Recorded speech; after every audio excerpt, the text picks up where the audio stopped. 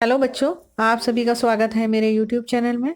बच्चों, आज आपकी कक्षा 6 का जो वर्कशीट है, वर्कशीट नंबर 24 और विषय है विज्ञान और टॉपिक है सजीव एवं उनका परिवेश और डेट है इसकी 23/12/2020।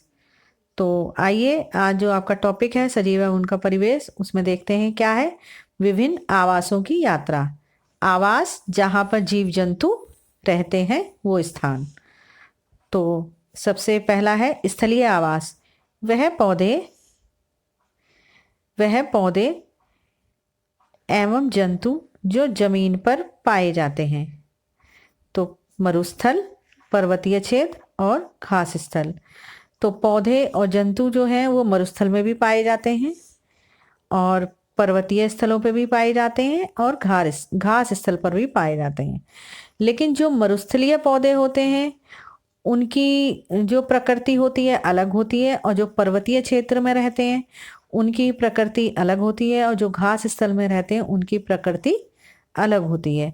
अब आप जो है मरुस्थल में देखेंगे कि जो कैक्टस के पौधे होते हैं उनमें कांटे ज़्यादा होते हैं और मोटे मोटे पत्तों वाले होते हैं। इस तरीके से ऐसे होते हैं ना कैक्टस के, वो लंबा तना होगा और उस पर कांटे होंगे। इस तरीके से ये होते हैं कैक्टस के पौधे। और पर्वतीय क्षेत्र पर आप देखेंगे कि शंकुधारी इस तरीके के पेड़ होते हैं।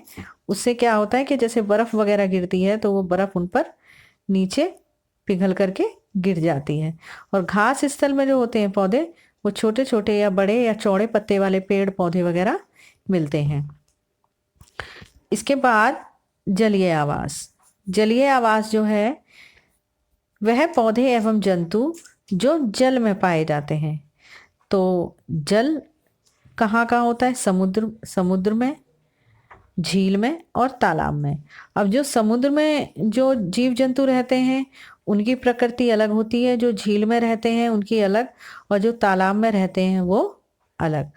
अब नीचे दे रखा है आपका स्थलीय पौधों की अनुकूलन विशेषताएं। तो स्थलीय पौधे की जो अनुकूलन विशेषताएं हैं उन्हें हम देखेंगे। अच्छी तरह से विकसित जड़ होती है इनकी। और दूसरा है पत्तियां बहुत छोटी होती हैं या कांटों का रूप ले लेती हैं। तीसरा, तना हरा और मांसल होता है। मांसल का मतलब मोटा होता है। चौथा, तना एक मोमी परत से ढका होता है जिससे पौधों को जल संरक्षण में सहायता मिलती है। वो कौन सा है? कैक्टस। तो जल संरक्षण में यानी कि जो कैक्टस होता है वो स्थलीय तो पौधा है, लेकिन वो कौन से स्थान का है बच्चों? मरुस्थल का। यानी मरुस्थल में ये कैक्टस पाया जाता है और इसीलिए ये जो कैक्टस के पौधे होते हैं इनमें कांटे होते हैं और ये मांसल होता है। इस तरीके से इनमें कांटे होते हैं पत्तों में और इनके ऊपर एक मोटी सी परत होती है मोमी की, जिससे कि जो सूर्य की किरणें जब आती हैं तो इसका जो पानी है वो वाष्पीकृत ना हो, इसलिए ये क्या होता है, इसके ऊपर मोमी परत होती है कैक्टस के पौधों पर या पत्तों पर। अब देखिए जलीय पौधों की अनुकूलन विशेषताएं। पहला है पौधों में जड़ें आकार में बहुत छोटी होती हैं एवं पौधों को तलहटी में जमाए रखती हैं। तलहटी होती है बच्चों, जैसे ये पानी समुद्र है या झील है, तालाब है, तो ये तो पानी के ऊपर की स्थान होता है, यानी कि जो ऊपर का स्थान होता है वो। और एक होता है जहाँ स्थल से पानी भरा हुआ होता है। कहीं ना कहीं तो पानी का छोर हो गई, जैसे ये स्थल है और इसी के ऊपर, तो इसे बोलते हैं तलहटी, यानी कि तलहटी। और ये होती है सतह, ये होती है पानी की सतह और ये होती है तलहटी। तो पौधों का तना लंबा, खोखला एवं हल्का होता है। तीसरा, पत्तियां एवं फूल जल की सतह पर तैरते रहते हैं। चौथा है पत्तियां मोमी परत से ढकी होती हैं जिससे जल से हानि ना हो सके, जैसे कि कमल।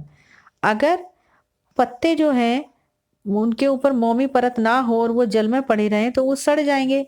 इसलिए क्या होता है, इन पत्तों के ऊपर हल्की सी मोमी परत होती है और वो पानी के ऊपर तैरते रहते हैं, जैसे कि कमल। अब देखते हैं आपकी वर्कशीट में और क्या है। तो नीचे बने चित्रों को जलीय या स्थलीय में पहचानिए और रंग भरिए। तो सबसे पहले आपको दे रखा है शेर। तो शेर जो जानवर है, जंतु है, वो कहाँ रहता है? स्थल में रहता है, स्थल पे रहता है, स्थलीय है ये। और ये है स्थलीय जानवर। और अब आपको इसमें क्या करना है? रंग भी भरना है। तो लॉइन जो होता है थोड़ा मस्टर्ड से कलर का होता है, तो आप इसमें इस तरीके से लॉइन में कलर कर सकते हैं। ठीक है बच्चों। और जो इसके बाल हैं जो भी हैं, आप उनको काला कर सकते हैं। उसके बाद जो दूसरा आपका पिक्चर दे रखी है, वो दे रखी है कमल के फूल की। तो आप कमल के फूल में पिंक कलर कर सकते हैं।